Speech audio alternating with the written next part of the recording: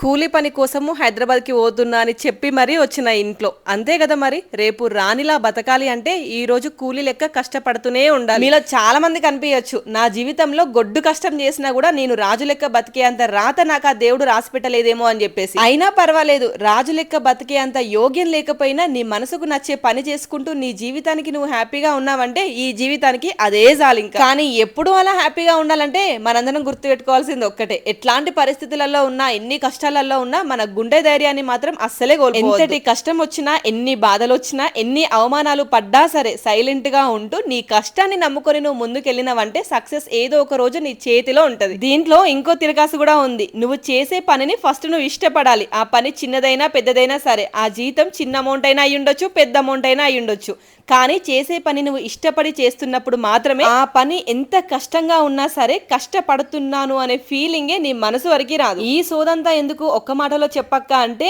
ఎంత కష్టం వచ్చినా నవ్వుతూ బతకాలని గట్టిగా నిర్ణయం తీసుకో. అంతే, నీ లైఫ్ లో నువ్వే రానివి, నువ్వే రాజు.